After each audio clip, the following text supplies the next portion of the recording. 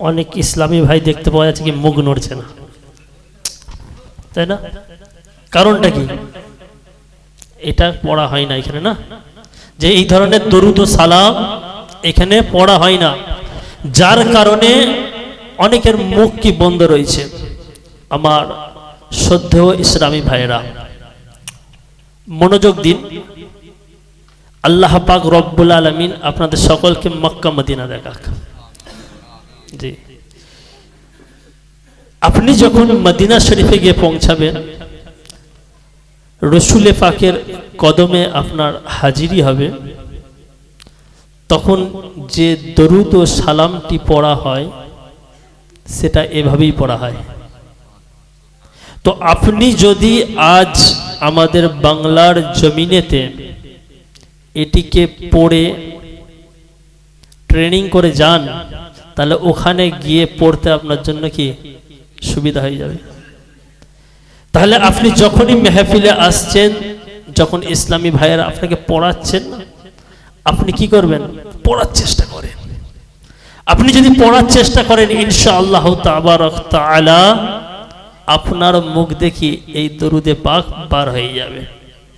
তো আসেন পড়েন, আসসালাতু ওয়াসসালামু আলাইকা ইয়া রাসূলুল্লাহ ওয়া আলা আলিকা ওয়া সাহাবিকা ইয়া হাবিবাল্লাহ, আসসালাতু ওয়াসসালামু আলাইকা ইয়া নবিয়াল্লাহ ওয়া আলা আলিকা ওয়া সাহাবিকা ইয়া নূরাল্লাহ। আমার শ্রদ্ধেয় সম্মানিত ইসলামী ভাইয়েরা, আল্লাহ পাকের সর্বশেষ নবী রসুলে আরবি সাল্লাল্লাহু আলাইহি সাল্লামের উপরে দরুদে পাক পাঠ করার অনেক ফজিলত এবং বরকত রয়েছে। আমাদের মাস্টার সাহেব সৈয়দ সাহাব আমাদের মোবাল্লিকে দাওয়াত ইসলামী আপনাদেরকে আয়াতে মোবারকা শোনাচ্ছিলেন দরুদে পাক পাঠ করার জন্য। তো কোরআনে পাক আমাদেরকে দরুদে পাক পাঠ করার হুকুম ইরশাদ করে। আল্লাহ নবী সাল্লাল্লাহু আলাইহি সাল্লামের অনেক হাদিসে মুবারাকা রয়েছে যেখানে দরুদে পাক পাঠ করার ফজিলত বর্ণনা হয়েছে। আল্লাহ পাকের নেক বান্দা, আউলিয়া ইকরাম, উলামা ইকরাম, তিনারা এরকম মোটা মোটা কিতাব লিখেছেন যে দরুদে পাক পাঠ করে তিনারা কি উপকার পেয়েছেন। তো আজও আমরা একটি দরুদে পাকের ফজিলত শ্রবণ করব, শুনব এবং বোঝার চেষ্টা করব। আল্লাহ নবী সাল্লাল্লাহু তাআলা আলাইহি সাল্লাম তিনি ইরশাদ করছেন, তিনি বলছেন যে ব্যক্তি সকালে 10 বার আর সন্ধ্যায় 10 বার আমার উপরে দরুদ শরীফ পাঠ করবে, আল্লাহ নবী বলছেন কিয়ামতের দিন আমি তার সুপারিশ করব। সুবহানাল্লাহ। দেখেন প্রিয় ইসলামী ভাইয়েরা, দরুদ পাকের ফজিলতটা আমরা যে শুনলাম না, শুনে মনে হচ্ছে কি খুব ছোট জিনিস। আপনি যদি মনোযোগ দেন, একটু চিন্তা ভাবনা করেন, দুনিয়াতে সুপারিশ পাওয়ার জন্য আমরা কার কার কাছে না যাই। আর এখানে আল্লাহ নবী কি বলছেন যে কিয়ামতের দিন হবে,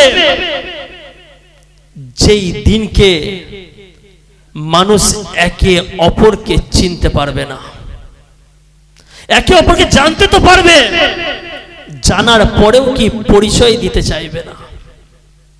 মা তার বেটি থেকে দূরে সরে যাবে, পিতা তার ছেলের কাছ থেকে দূরে চলে যাবে, স্বামী স্ত্রীর সম্পর্ক ওই কিয়ামতের দিনকে কোনো কাজে আসবে না। সূর্য কাছে নেমে আসবে, জমিন তামার হয়ে যাবে, গুনাহগার তার ঘামেতে হাবুডুবু খেতে থাকবে। ওই কঠিন সময়েতে কেউ কারো সাহায্য করবে না। আপনি একটু চিন্তা করে দেখেন, দুনিয়াতে যদি কোনো কাজ আমাদের আটকে যায় তো আমরা দৌড়াদৌড়ি শুরু করি। আপনি এটাই নিয়ে নেন না যে আপনার বাচ্চাকে ভর্তি করাবেন, আলামিন মিশন রয়েছে এখানে, আপনি চেষ্টা করেন যে ওই রকম ব্যক্তির সুপারিশ দরকার যে আলামিনে ভর্তি করে দেবে। আপনি কোনো জায়গায় কাজে যাবেন, মুম্বাই যাবেন, সুরাট যাবেন, আপনি যোগাযোগ করেন যে কারো সুপারিশ মিলে যায়, আমি সেই জায়গাতে পৌঁছে যাই। আপনি মক্কা মদিনা যাবেন, তো আপনি চান কি কারো সুপারিশ হয়ে যাক? মানে দুনিয়ার প্রত্যেকটা কাজের জন্য কোন রাজনৈতিক ব্যক্তিত্ব হোক কি কোন বড় মানুষ, ধনী ব্যক্তি হোক, তার কি সুপারিশ আমরা খুঁজি যে দুনিয়ার আমার কোন কাজ যেন আটকে না যায়। একবার আপনি চিন্তা করে দেখেন, কঠিন সময় কিয়ামতের দিন, যেদিনকে নিজের বন্ধু কাজে আসবে না, যেদিনকে পিতা মাতা কাজে আসবে না, যেই দিনকে ছেলে মেয়ে কাজে আসবে না, সেই দিনকে সুপারিশ পাওয়া কতটা দরকার হয়ে যাবে। এখানে যে হাদিসে পাকটা আমরা শ্রবণ করলাম, শুনলাম, এটা এমন কোন ক্রিটিক্যাল আমল নয় যে সকালে মাত্র 10 বার, সন্ধ্যায় 10 বার দরুদে পাক পাঠ করা। আপনি যদি দরুদে পাক পাঠ করেন, যে হুজুরে পাক সাল্লাল্লাহু আলাইহি সাল্লামের নাম নেওয়া হয়, যে মুহাম্মদ সাল্লাল্লাহু আলাইহি সাল্লাম, সাল্লাল্লাহু আলাইহি সাল্লাম শব্দটা পড়তে 10টা সেকেন্ড সময় লাগবে। তো 10 বার যদি দরুদে পাক পাঠ করা হয় তো দেখা যাবে 1টা মিনিটও সময় লাগবে না। কিন্তু আমরা এমন মানুষ, এমন ব্যস্ত হয়ে গেছি দুনিয়াতে, 10 বার করে দুরূদ শরীফ পড়ার কি আমাদের কাছে সৌভাগ্য নসিব হয় না। আর শয়তান কেনই বা দেবে আপনাকে যে আপনি দরুদে পাক পাঠ করেন আর কিয়ামতের দিনকে আপনার সুপারিশ হয়ে যাক আর আপনি জান্নাতে চলে যান। ওই জন্যই তো দরুদে পাকের শত্রুর অনেক রয়েছে। এই দরুদে পাক পড়া যাবে না, এইটা করা যাবে না, এর দাঁড়িয়ে পড়া যাবে না, বসে পড়া যাবে না। তো দরুদে পাক যেমন সম্পদশালী জিনিস, তো এর শত্রু কি সেরকম মজবুত রয়েছে। কিন্তু সুন্নি মুসলমান, আপনি জাগ্রত হয়ে যান। আজ আপনি দাওয়াতে ইসলামের সুন্নত ভরা ইজতেমাতে এসেছেন, নিয়ত করে যান আজকের পর থেকে আমি সব কিছু ভুলে যেতে পারি, আমার নবীর উপরে দরুদে পাক পাঠ করতে আমি ভুলবো না ইনশাআল্লাহ। কোন কোন ইসলামী ভাইকে দরুদে পাক না পাঠ করে আমি ঘুমোতে যাব না ইনশাআল্লাহ? আসে দরুদে পাক করে, আল্লাহুম্মা সাল্লি আলা সাইয়্যিদিনা মাওলানা মুহাম্মদ ওয়া আলা আলি সাইয়্যিদিনা মাওলানা মুহাম্মদ সাল্লাল্লাহু আলাইহি ওয়াসাল্লাম। সময় অনেক কম সময়ের মধ্যে অনেক কিছু আমাদেরকে শুনতে হবে। তো বয়ান শোনার আগে আসুন কিছু ভালো ভালো নিয়ত করে নিই, কারণ বুখারী শরীফের মধ্যে সবচেয়ে প্রথম যে হাদিস রয়েছে সেটা হচ্ছে নিয়তের ব্যাপারে, যে আল্লাহ পাকের সন্তুষ্টি অর্জনের জন্য ইনশাআল্লাহ বয়ান শুনবো ইনশাআল্লাহ। যা কিছু শুনবো মনে রাখার চেষ্টা করব। বয়ান এই জন্য শুনবো না যে নিজের মোবাইলেতে রেকর্ডিং করতে হবে, এই জন্য শুনবো না যে লোকের ভুল ধরতে হবে, এই জন্য শুনবো না যে কালকে ওইটা নিয়ে আলোচনা করা হবে, বরং এই জন্য শুনবো যে নিজের সংশোধন করবো ইনশাআল্লাহ। যেটা শুনবো সেটা মনে রেখে সেটা অন্যের কাছে পৌঁছে দেবো ইনশাআল্লাহ। আল্লাহ পাক রব্বুল আলামিন আমাদেরকে আমল করার তৌফিক দান করুন। আজ সমাজের মধ্যে মানুষ খুবই পেরেশান, সেটা হচ্ছে কি রোগ নিয়ে। মানুষ অসুস্থর কারণে প্রচুর পেরেশান রয়েছে। কেউ তার মায়ের রোগ, কারো পিতার রোগ, কারো ঘরে তার সন্তানের রোগ, কারো নিজের রোগ। মানুষ রোগ নিয়ে পেরেশান রয়েছে। কিন্তু মানুষ যখন রোগ নিয়ে পেরেশান রয়েছে, আপনি রোগকে যদি ভালোভাবে গড় করে দেখেন তো রোগ দুই রকমের আপনি দেখতে পাবেন। একটি রোগ এমন রয়েছে যে রোগকে দেখতে পাওয়া যায়। আপনি যদি আপনার চামড়ার চোখ দিয়ে তাককে দেখেন তো আপনি সেই রোগকে দেখতে পাবেন। যে কারো পা কেটে গেছে তো আপনি দেখতে পাচ্ছেন তার পা কেটে গেছে, কারো পা ভেঙে গেছে আপনি দেখতে পাচ্ছেন তার পা ভেঙে গেছে। একজন অন্ধ ব্যক্তি, তো এই ধরনের কিছু রোগ যাকে কি আমরা নিজের চোখে দেখতে পাই, কিন্তু কিছু রোগ এমন রয়েছে যে রোগগুলিকে দেখতে পাওয়া যায় না। আপনি দেখবেন একটা মানুষ সুন্দর আপেলের মতো দেখতে, নজওয়ান রয়েছে, ফর্সা তার রং, চেহারা দেখতে খুব সুন্দর, কিন্তু আপনি এ কথা বলতে পারবেন না যে এই ব্যক্তিটা সুস্থ রয়েছে। হতে পারে তার হার্টের কোনো প্রবলেম রয়েছে, হতে পারে তার কিডনির কোনো প্রবলেম রয়েছে, হতে পারে কারো কোলেস্টেরল হয়ে গেছে, কারো পেটের এমন রোগ, লিভারের রোগ হয়ে গেছে যে সে অসুস্থ ব্যক্তি, কিন্তু আপনি তাকে দেখবেন যে কি বাইরে থেকে যে সুন্দর একজন নিঢল মানুষ, আপেলের মতো চেহারা, কিন্তু আপনি যদি গৌর করেন, চিন্তা ভাবনা করেন, তো আপনি দেখবেন যে এই যে দুনিয়ার যে রোগ রয়েছে, সেটা দেখতে পাওয়া যাক বা না দেখতে পাওয়া যাক, এই রোগের শেষ যে স্টেপ রয়েছে, শেষ যে স্টপেজ রয়েছে, সেটা হচ্ছে কিন্তু কবর। সেটা কবর রয়েছে। যে সেই মানুষটা যদি চিকিৎসা করায় বা না করায়, বা তার যে কোনো পদ্ধতিতে সে দিন পার করে, তো সে লাস্ট পর্যন্ত গিয়ে কবরে পৌঁছে যাবে।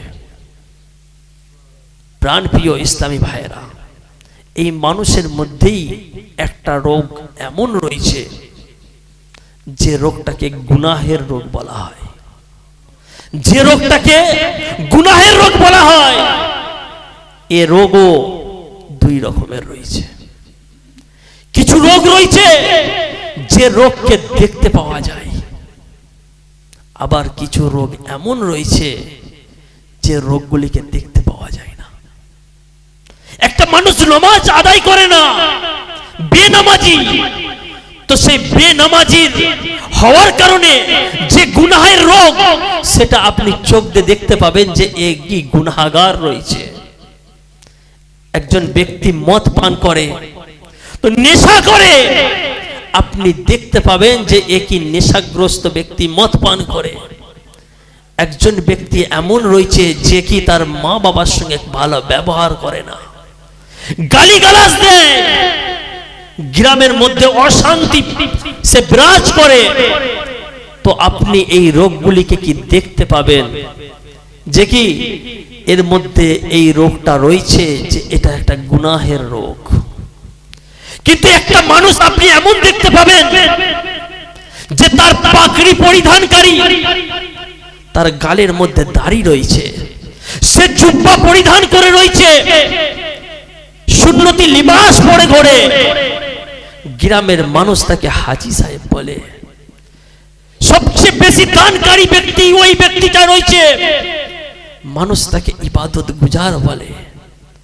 ইনার মতো বয়ান কেউ করে না, ইনার মতো সুন্দর নাত কেউ পড়ে না। এত সুন্দর ব্যক্তি, যেমন ওদিকে নজওয়ান ছিল, সুন্দর দেখতে, আপেলের মতো চেহারা, এদিকেও এই ব্যক্তিটা দেখতে পুরো সুন্দর রয়েছে, ইবাদত গুজার রয়েছে। বলছে এই ব্যক্তির মধ্যেও কিছু রোগ এমন থাকতে পারে যেটা দেখতে পাওয়া যায় না, কিন্তু সে অসুস্থ রয়েছে। জি হ্যাঁ, হতে পারে তার মধ্যে এই রোগ থাকে যে সে রিয়ার মধ্যে পতিত রয়েছে। সেইটা হতে পারে সে নিজেকে বড্ড বড় মনে করে। সেটা হতে পারে যে আমার মতো বায়ান তো কেউ করতে পারে না। এটা হতে পারে যে আমার মতো বড় নামাজি তো কেউ নেই। এটাও হতে পারে যে আমি তো হাজী সাহেব রয়েছি, আমার একটু সম্মান হওয়া উচিত, আমি গ্রামের মোড়ল রয়েছি, আমার একটু সম্মান হওয়া উচিত, আমি ঘরের বড়, আমার কথা একটু মেনে চলা উচিত, আমি বলবো, কেন তারা আমার কথা শুনবে না? প্রাণপ্রিয় ইসলামী ভাইয়েরা, নিজেকে বড় মনে করা, নিজেকে কিছু মনে করা, এটাও কিন্তু অনেক বড় কাবিরা গুনাহ রয়েছে। প্রাণপ্রিয় ইসলামী ভাইয়েরা, একটু মনোযোগ দিন, একটু গৌর করে দেখেন, আপনার মধ্যে তো এই রোগ নেই। বনি ইসরাইলের দুইজন ব্যক্তির ঘটনা বর্ণনা হয়েছে। একজন ব্যক্তি এমন ছিল, অনেক পরেশগার, মুত্তাকি, পুরো ওই মহল্লার মানুষ জানতো যে এ কি অনেক বড় মুত্তাকি মানুষ, ইবাদত গুজার মানুষ। মানুষ তার নামই দিয়ে দিয়েছিল যে এ নেক ব্যক্তি, ইবাদত গুজার ব্যক্তি। আর তার পাশাপাশি আর একজন মানুষ ছিল, দ্বিতীয় ব্যক্তি, সে ছিল বড্ড গুনাহগার, সে গুনাহ করত। আর তার মহল্লার মধ্যে নাম পড়ে গেছিল এ হচ্ছে কি আল্লাহ পাকের নাফরমানকারী ব্যক্তি। তো দুইজন ব্যক্তি বনি ইসরাইলের কিতাবের মধ্যে ঘটনা এসেছে যে ওই নেককার ব্যক্তি যখন বের হতো ঘর থেকে, একটা আকাশের মেঘের টুকরো তার উপর ছায়া করত। সেই নেককার ব্যক্তি একদিন ঘর থেকে বের হলেন, বের হয়ে তিনি পথের মধ্যে যাচ্ছেন। দ্বিতীয় গুনাহগার ব্যক্তি, নাফরমান ব্যক্তি, দূর থেকে দেখছেন যে আল্লাহ পাকের রহমতের ছায়া তার উপরেতে বিরাজমান হয়েছে। সেই ব্যক্তিটা চলে যাচ্ছে, উপরে মেঘ তাকে ছায়া করতে করতে যাচ্ছে। সেই ব্যক্তি গিয়ে এক জায়গায় বসে পড়লো। আর এদিকে ওই গুনাহগার নাফরমান ব্যক্তিটা যখন দেখছেন, দেখে তার মনে মনে এ সুধারণা জন্মালো, আহা, আল্লাহ পাকের নেক বান্দা, আমি যদি আল্লাহ পাকের নেক বান্দা বেনে যেতাম, তাহলে আল্লাহ পাকের মেঘের ছায়া মনে হয় আমার উপরে তো হতো। চলো, আমি তো নাফরমান, আমি তো গুনাহগার, কিন্তু আমি তো এটা করতে পারি যে ওই নেক বান্দার পাশে থেকে একটু বসতে পারি, হয়তো আল্লাহ পাকের দয়া হয়ে যায়, আল্লাহ পাক আমার গুনাহগুলিকে মাফ করে দেয়, আল্লাহ পাক আমাকে নেক বানিয়ে দেয়। একটা সুধারণা নিয়ে, সুন্দর একটা চিন্তা ভাবনা নিয়ে ওই নাফরমান ব্যক্তিটি আস্তে আস্তে চলে গেল কোথায়? ওই নেককার ব্যক্তির পাশে গিয়ে বসে পড়ল। কিন্তু এদিকে শয়তান কার সঙ্গে নেই?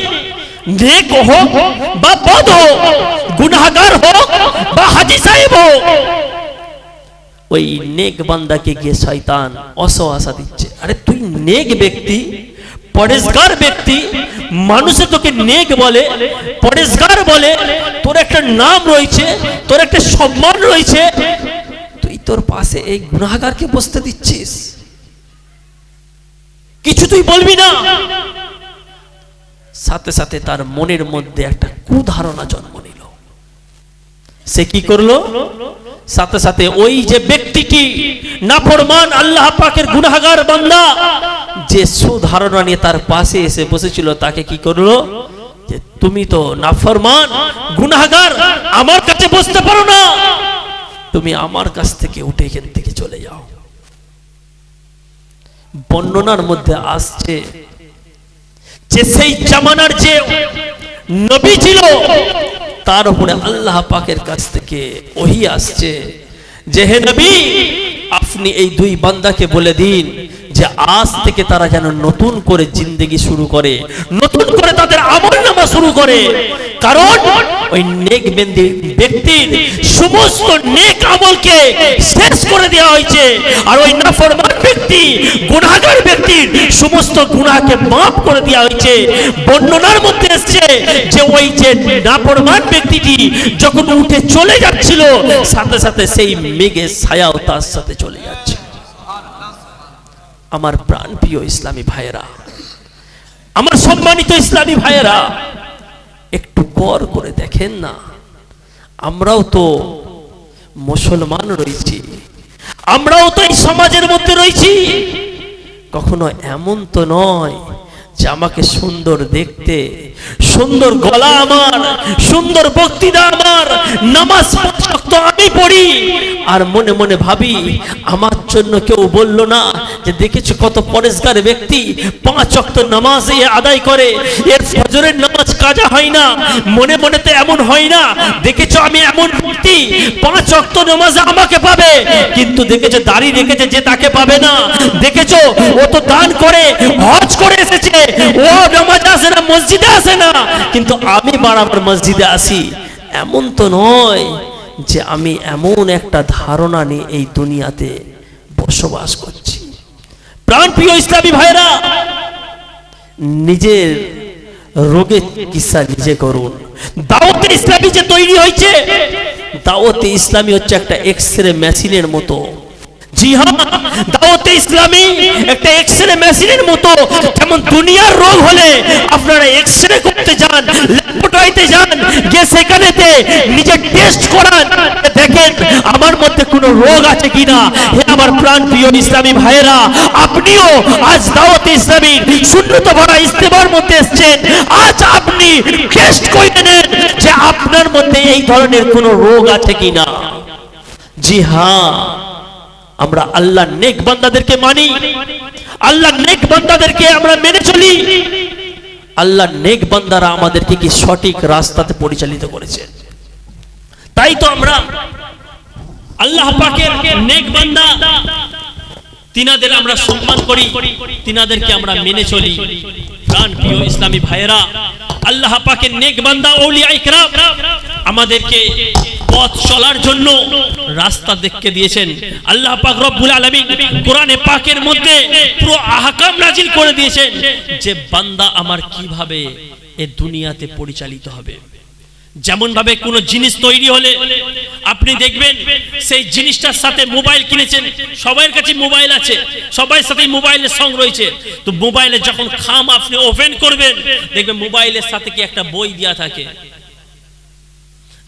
যে মেশিন যেটা আপনাকে দেওয়া হয়েছে এই মেশিনকে আপনি কিভাবে চালাবেন দেয়া থাকে।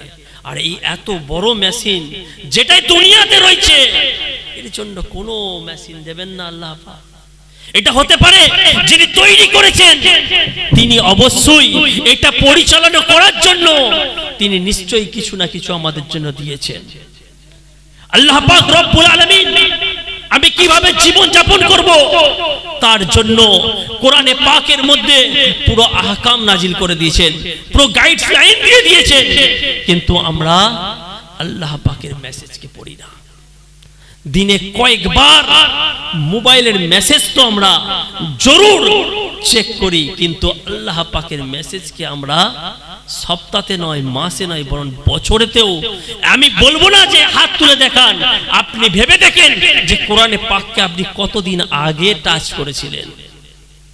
একটু চিন্তা করে দেখেন, আপনার একজন ভালো বন্ধু, খুব সুন্দর বেস্ট ফ্রেন্ড যে আপনার বাইরে থাকে, সেই রকম বন্ধু কি আপনার সেই রকম রিশতেদার, সে যদি কোনো একটা মেসেজ পাঠায় যে তার মোবাইলে তো আপনি মেসেজ পাঠাচ্ছি, আর আপনি সেই মেসেজকে খুললেন না, একদম খুলেননি, মেসেজ যেমনকার সেই রকমই রয়েছে।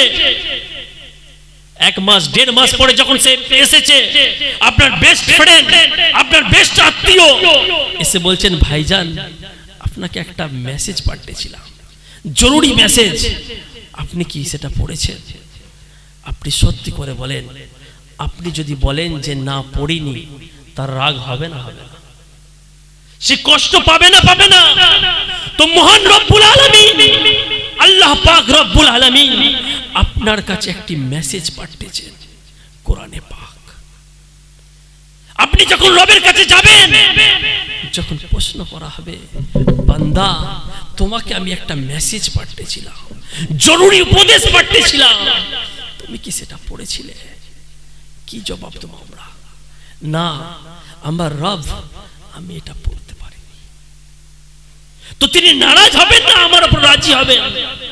একটু চিন্তা করে দেখে আমি কোন দিকে যাচ্ছি, কোন রাস্তায় চলছি, কাদের সঙ্গে উঠা চলাফেরা করছি, আমরা কি একটু ভেবে চিন্তা করে দেখেছি?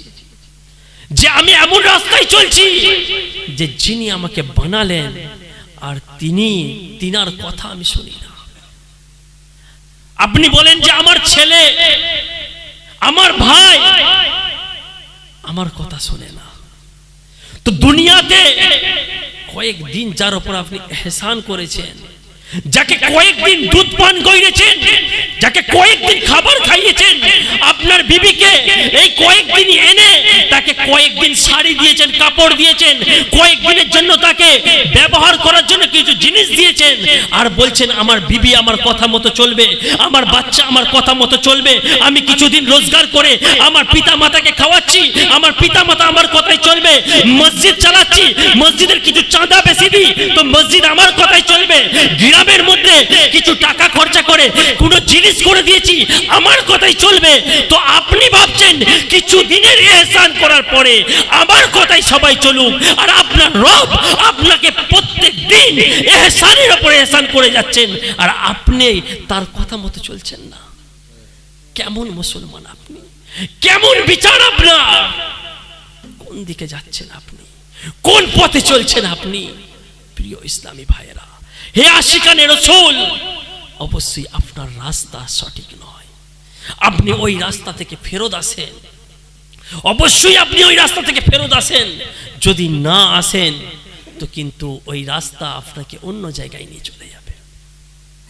আল্লাহ পাক রব্বুল আলামিন কোরআনে পাকের সাথে সাথে আমাদের গাইডস করার জন্য শুধু কোরআনে পাক নয়, কোরআনে পাকের সঙ্গে কোরআনে সাহিবে কোরআনকেও আমাদের কাছে পাঠিয়েছেন, যে কি তিনি কোরআনকে আপনি কিভাবে পড়বেন, কিভাবে বুঝবেন সেটা তিনি কি আমাদেরকে শিখিয়েছেন।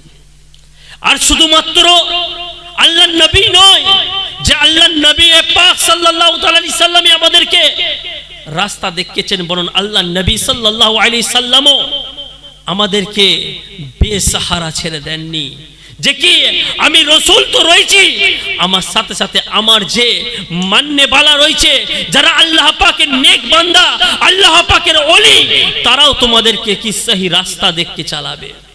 তাই তো আমরা আজ কি দাতা বাবার কদমে বসে বসে কি আজ আমরা কিছু শুনতে পাচ্ছি। হ্যাঁ প্রাণ প্রিয় ইসলামী ভাইরা, আল্লাহর ওলিদের ইহসান রয়েছে আমাদের উপরে, অনেক বড় শিক্ষা রয়েছে আমাদের উপরে, যেটার কারণে এদিকে লক্ষ্য করেন, যেটার কারণে আজ আমাদের মাথায় এখনো কি টুপি রয়েছে, আজ আমাদের কাছে ঈমানের মতো দৌলত রয়েছে। একজন আল্লাহর নেক বান্দা, আল্লাহর ওলির ঘটনা আপনাকে বলে শোনাই, শুনেন। একজন আল্লাহর বান্দা, আল্লাহর নেক বান্দা, আল্লাহর ওলির দরবারেতে একজন ব্যক্তি গিয়ে আরজ করলো, হুজুর আমি একটা স্বপ্ন দেখেছি, এই স্বপ্নের ব্যাখ্যা আমাকে একটু জানিয়ে দিন।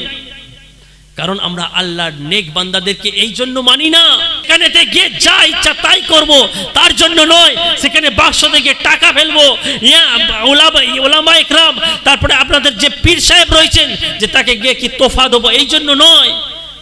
বরং পীর আমরা এই জন্য মানি যে তিনারা আমাদেরকে কি সহি রাস্তা দেখাবে। তিনাদেরকে পয়সা দেওয়ার জন্য বা পা চুম্বন দেওয়ার জন্য আল্লাহর ওলি মানেনি। জি হ্যাঁ, তিনারা বেনেছেন তো আমাদেরকে রাস্তা দেখাবার জন্য বেনেছেন। তো এই আল্লাহর ওলির কদমে গিয়ে একজন ব্যক্তি আরজ করছেন, হুজুর আমি একটা স্বপ্ন দেখেছি, এই স্বপ্নের একটা ব্যাখ্যা বলে দেন। তো বলছে কি স্বপ্ন দেখেছো তুমি বলো। তখন বলছে, হুজুর আমি দেখলাম যে আমি রাস্তা দিয়ে চলছিলাম, জঙ্গলের মধ্যে দিয়ে চলছিলাম, চলতে চলতে একটা আওয়াজ শুনতে পেলাম। আওয়াজ শুনতেই আমি তার দিকে তাকিয়ে দেখলাম যে একটি বাঘ আমার পেছনে রয়েছে। বাঘ দেখা মাত্রই আমি দৌড়াতে আরম্ভ করলাম। যখন আমি দৌড়াচ্ছি তো আমি দৌড়াতে দৌড়াতে ওই বাঘও আমার পেছু পেছু দৌড়াতে আরম্ভ করলো। তো আমি দৌড়াতে দৌড়াতে এক জায়গায়, এমন একটা জায়গায় গিয়ে পৌঁছালাম যে সেই জায়গায় একটা বড় গর্ত রয়েছে, তার আগে যাবার আর কোনো রাস্তা নেই। আমি যখন সেই গর্তের কাছে পৌঁছালাম তো আমি আর আগে যখন যেতে পারলাম না, তো দেখলাম একটা গাছের ডাল ওই গর্তের ওপর দিয়ে ঝুলছে। আমি ছুটে দৌড়ে গিয়ে ওই ডালটিকে ধরে নিলাম। যে ধরেছি, ধরে গাছের ডালটি দুলতে শুরু করেছে।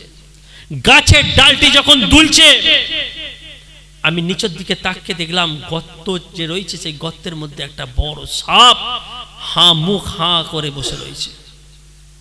বলছে আমি যে যখনই ডালটা ধরেছি, ডালটা দুলা মাত্রই গাছটা দুলে গেছে। গাছের ওপরের ডালেতে একটা বড় মৌমাছির চাক ছিল, আর সেই দুলা খাওয়ার কারণে মৌমাছির চাক থেকে টপ টপ করে মধু আমার মুখের কাছে পড়ছিল। আমি মধু খাচ্ছিলাম, কিন্তু আমার কানের মধ্যে একটা আওয়াজ ভেসে আসলো।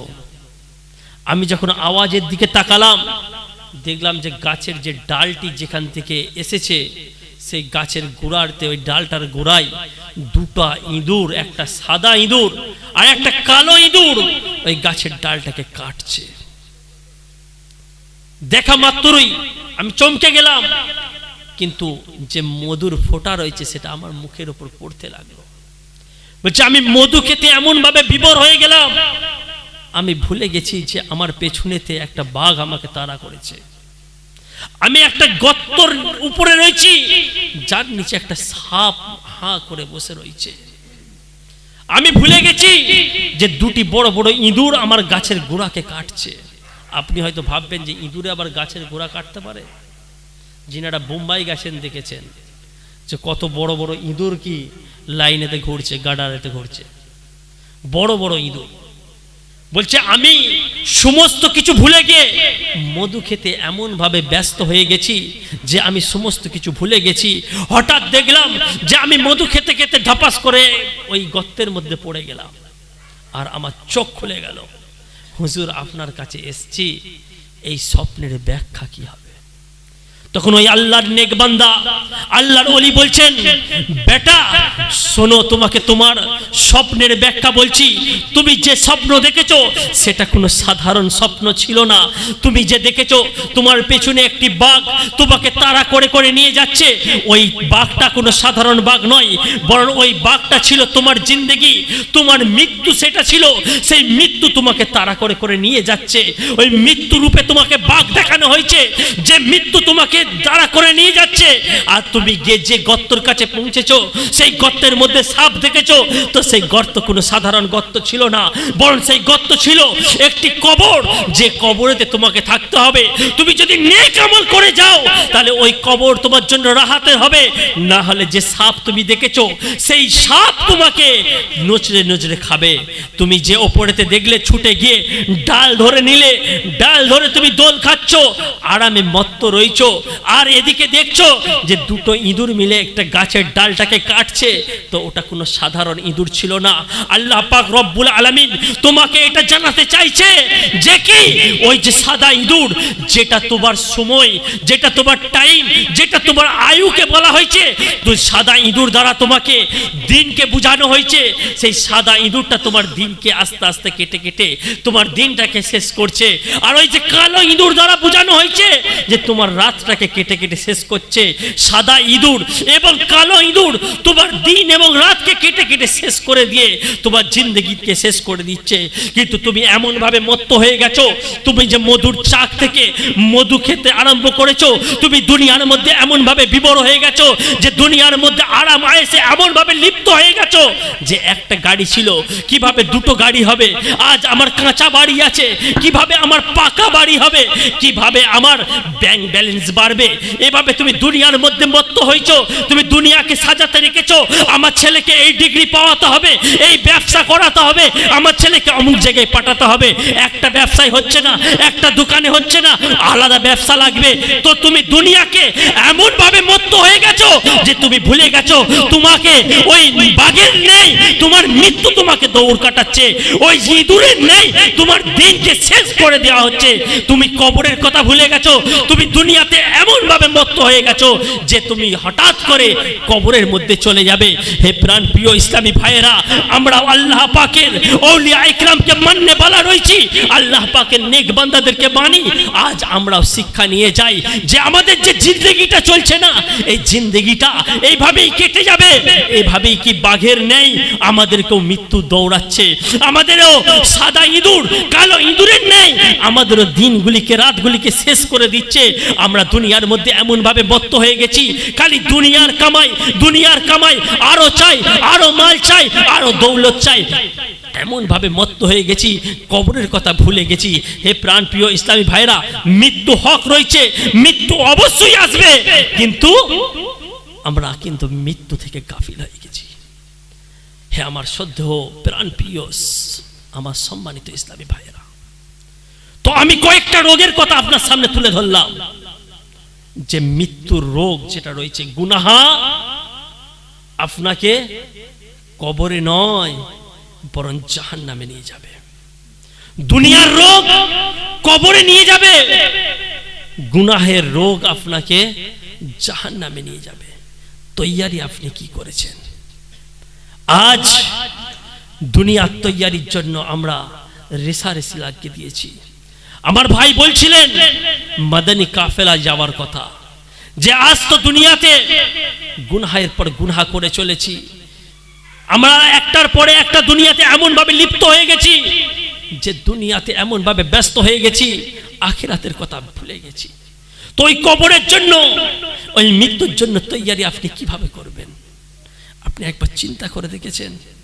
রোগ তো আমি ধরলাম যে আমার কাছে গুনাহের রোগ থাকতে পারে, আমি গাফিল এমন হয়ে গেছি যে মৃত্যুর কথা আমার কাছে স্মরণ নেই। তো রোগ তো আমার কাছে ধরা পড়েছে, চিকিৎসা আমি কিভাবে করব?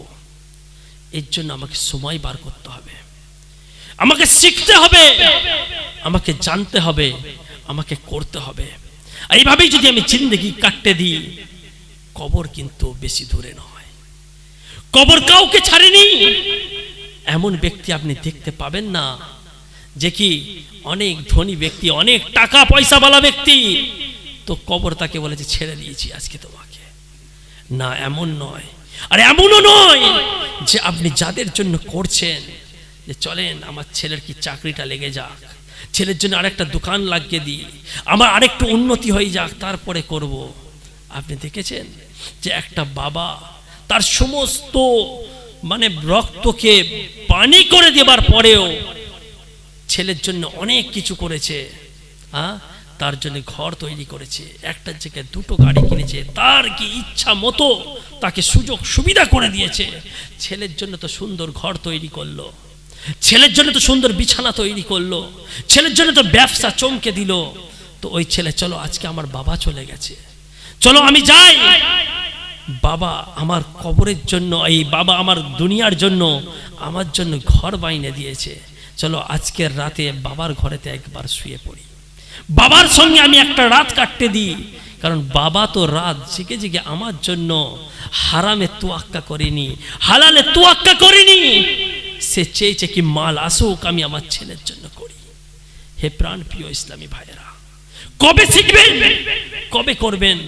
দাওয়াতে ইসলামী আজ এসছে, আমার আমিরে আহলে সুন্নতের উপর কুরবান হয়ে যান, যে দুনিয়াতে এমন একটা পীর উনি, যিনি উনার মুরিদদেরকে, উনার মান্যবালাদেরকে, উনার মোহাব্বত করনেওয়ালাদেরকে এই সোচ দান করছে। আজ দাওয়াতে ইসলামী বেনেছিল বলে আজ কিছু কথা আপনাদের সামনে আমি রাখতে পারলাম। আজ জলসা করবেন কিভাবে? বক্তাদের তো ডিমান্ড আছে, এত কিছু লাগবে, এত কিছু না দিলে হবে না। আজ দেখেন আজকের ইজতেমায় এতগুলো মানুষ বসে আছে, এখানে থেকে নাত খা ইসলামী ভাইও এসছে, ওলামা ইকরাম রয়েছে। এই ইজতেমার আপনি শেষেতে আমার ইসলামী ভাইয়ের কাছ থেকে খবর নিয়ে নেবেন যে আজকের ইজতেমার খরচ কত, বাজেট কত ছিল, বুঝতে পারবেন। আজকে বয়ান শুনলেন, আমি আশা করছি আপনার দিলের পর্যন্ত আমি পৌঁছাতে পেরেছি। তো প্রাণ প্রিয় ইসলামী ভাইয়েরা, তো আপনি এমন একটা মহল তৈরি করেন না, নিজেকে চেঞ্জিং এমন করেন না, আপনি এমন তো আপনাকে তৈরি করেন যে পরিবেশটা চেঞ্জ হয়, একটা সুন্দর পরিবেশ, মাদানী মহল, দ্বীনি মহল আমরা দিতে পারি উম্মতকে। আজ তো দেখতে পাচ্ছেন দুনিয়ার হাল, বদমাযহাব তারা কি তাদের পায়েতে খাড়া হয়ে আজ সিনা ফেরে কথা বলছে। আজ আমরা ঘুমোচ্ছি, সুন্নি জনতা আজ ঘুমোচ্ছি। কবে ফিরে আসবেন? কবে শোনাবেন আপনার নবীর সুন্নতকে? কবে শোনাবেন আপনার নবীর উত্তম চরিত্রকে? কবে শোনাবেন আপনি আপনার নবীর ব্যবহারকে? কবে শোনাবেন পিতা মাতার সাথে কিভাবে আচরণ করতে হয়? আজ দুনিয়ার অবস্থা আপনি দেখেছেন, একটা মা একটা শিশুকে কেমন ভাবে লালন পালন করে। যাদের বিয়ে হয়েছে তিনারা দেখেছেন, যিনারা এখনো বিয়ে হয়নি কিন্তু মা বাবাকে দেখেছেন যে ভাইকে কিভাবে লালন পালন করছে। একটা বাবা দূরে থাকে, কাজ করে, তার ছেলের শরীর খারাপ, ফোন আসা মাত্রই বাবা দৌড়ে আসে, সমস্ত কাজকে ছেড়ে দে, হায় আমার ছেলের অবস্থা কি হবে। মা সারা সারা রাত জেগে থাকে, আমার ছেলের মেয়ের ঠান্ডা যেন না লেগে যায়। সারা সারা রাত তারা জেগে থাকে ছেলেকে মানুষ করার জন্য। আপনি একবার গড় করে দেখেছেন, ঈদের দিন আসে, পিতা তার ছেলের জন্য, তাই সে দিন মজুর হোক, সে মাঠে খাটে থাকুক, কিছু টাকা জড়ো করে যে আজ আমি কি ঈদেতে আমার ছেলেকে একটা সুন্দর পোশাক দেবো। বাবা যাই বাজারেতে গিয়ে একটা সুন্দর পোশাক কিনে, একটা সুন্দর খুশবুদার সাবান কিনে, শ্যাম্পু কিনে নেয়, আতর কিনে নেয়, কিনে নে ঘরে ফিরে সকালটি হয় 7টার সময়তে ঈদের নামাজ হবে। বাবা ছেলেকে নিয়ে সুন্দর করে গিয়ে গোসল করে, বাবা ছেলেকে সুন্দর করে সাবান লাগায়, মা মেয়েকে সুন্দর করে সাবান লাগায়, তাকে সুন্দর নতুন পোশাক পরিধান করিয়ে, আতর লাগিয়ে, সাবান লাগিয়ে তাকে ফুটফুটে করে তোলে, মাথায় টুপিটাকে দিয়ে বাবার অন্তরটা ভরে যায়, বাবার চোখেতে পানি চলে আসে। আজ দেখো আমার সাহেব, আমার ছেলে কি সুন্দর সেজেছে। ছেলেকে হাতটি ধরে সে ছেলেকে নিয়ে চলতে থাকে, ঈদগার ময়দানে যাচ্ছে, কোনো বাপের কোলেতে ছেলে রয়েছে, কোনো বাবার হাতে ছেলে রয়েছে, ঈদগার ময়দানে বাবা ছেলেকে নিয়ে কি ঈদগাতে যাচ্ছে, বাবা আনন্দ প্রকাশ করছে। আজ আমরা এইভাবেই মানুষ হয়েছি। এমন নেই যে এমন ছেলে বলতে পারবে যে কি না আমার বাবা আমার সঙ্গে এমনটি করেনি, সকলের সাথে করেছে। আপনি একবারও কি চিন্তা করে দেখেছেন যে পিতা আপনার, যে বাবা ঘাম ঝরিয়ে দিন মজুর খেটে যেখান থেকে হোক পয়সা জোগাড় করে আপনার জন্য তো সুন্দর একটা কাপড় কিনে নিয়ে এসে সাজে গোসল দিয়ে আনন্দ উপভোগ করছে। আজ তোমার বাবার জানাজা রাখা রয়েছে, তুমি কি এমন ছেলে তৈরি হতে পেরেছো যে আজকে তোমার বাবার কাপড়টাকে তুমি পরাতে পারবে? তুমি কি এমন ছেলে তৈরি হতে পেরেছো যে তুমি আজকে তোমার বাবাকে আতর লাগিয়ে, তোমার বাবাকে তুলে নিয়ে জানাজাটাকে নিয়ে তুমি কবর পর্যন্ত পৌঁছাতে পারবে? কেমন তুমি ছেলে তৈরি হয়েছো? তোমার বাবা তো তোমাকে দেখে সুন্দর একটা হাসি হেসেছিল যে আজ আমি ঈদগাহের ময়দানেতে আমার ছেলেকে নিয়ে যাচ্ছি। তুমি কেমন ছেলে তৈরি হলে যে আজ পর্যন্ত তোমার বাবা তোমাকে ঈদের নামাজ তো পড়ালো, তুমি তোমার বাবার জানাজার নামাজটুকু পড়াতে পারবে না? এই জিন্দেগি কি কাজের? কেমন টাকা উপার্জন করতে শিখেছো? শুধু টাকা উপার্জন করার মেশিন বেনেছো তুমি। তোমার কি দিল নাই? তোমার কি চোখেতে পানি নাই? তোমার চোখ দিয়ে পানি বের হয় না ওই বাবার জন্য, ওই মায়ের জন্য? তুমি কেমন ছেলে বেনেছো? আজ দাওয়াতে ইসলামী তৈরি হয়েছে, আজ আমাদের আমির আহলে সুন্নাতের উপরে কোটি কোটি শুকরিয়া আদায় করি। আজ তিনি সেই সোচ দিচ্ছেন যে মুসলমান তুমি জাগো, তোমার কাজ ওইটুকু নয় যে তুমি শুধু দুনিয়াদারি করতে পারবে, বরং তুমি আখিরাতে তৈরি করতে পারবে, আখিরাতে তৈয়ারি করাতে পারবে, তুমিও জানাজার নামাজ পড়াতে পারবে, তুমিও তোমার বাবার শেষ বিদায়টুকু দিতে পারবে। তুমি এমন ছেলে তৈরি হও, তোমার বাবা তো তোমার ঘরকে চমকে দিয়েছে, সুন্দর বাড়ি তোমার জন্য বাইনে দিয়েছে, সুন্দর লাইট লাগিয়ে দিয়েছে, নরম তুলতুলে বিছানা বিচ্ছে দিয়েছে। তুমি তোমার বাবার জন্য এমন ছেলে তৈরি হয়ে যাও না, এমন আমল তুমি করো না যে তোমার আমল দ্বারা তোমার বাবার কবরেতেও কি নূরের আলো জ্বলতে থাকবে। তুমি এমন তোমার চরিত্র তৈরি করো না যে তোমার উত্তম চরিত্রের কারণে তোমার বাবার কবরটাকে জান্নাতের বাগানের মতো, জান্নাতের ঘর থেকে একটা ঘর করে দেওয়া হবে। তুমি এমন তো তোমার চরিত্র তৈরি করো, উত্তম চরিত্র তৈরি করো। আর তুমি তৈরি করতে চাও তো আমি এটুকু বলবো না যে তোমাকে আমি খালি উস্কানি দিয়ে দিলাম, না, বরং আমি তোমাকে রুট দেখাচ্ছি। আসেন দাওয়াতে ইসলামীর সাথে পথ চলা শুরু করেন, তো আপনি দেখতে পাবেন যে উনি মাস্টার হবার কারণেও আজ বক্তব্যের মঞ্চে রয়েছে। আমি একটা সাধারণ ঘরের ছেলে হবার কারণেও আজকে আপনাকে দুটো উপদেশ দিয়ে গেলাম। আজকালকে এরই মৌলানা সাহেব নয়, মুবাল্লিগ সাহেব হওয়ার পরেও দিনের খিদমত করে যাচ্ছে আর সহিভাবে শরীয়ত অনুযায়ী করে যাচ্ছে। আলহামদুলিল্লাহ, আপনি যদি চান তো আপনিও দূরে নন, আপনি আসেন পথ চলা শুরু করেন, বেশি দিন যাবে না সুন্নিয়তের পাহাড় চলে আসবে। বেশি কিছু আমি বলবো না, আমি বলবো না ভাই, নাম লিখান, আপনি আগে আসেন। দুনিয়াতে যতদিন থাকবে দুনিয়ার তৈয়ারি করেন, আখিরাতে যতদিন থাকবে আখিরাতে তৈয়ারি করেন। আল্লাহ পাক রব্বুল আলামিন আমাদেরকে সহি বুঝ দান করুক, আমাদেরকে আমলের রাস্তায় আসা তৌফিক দান করুক। আমিন। বিজাহিন নবী আমিন সাল্লাল্লাহু তাআলা আলাইহি ওয়াসাল্লাম।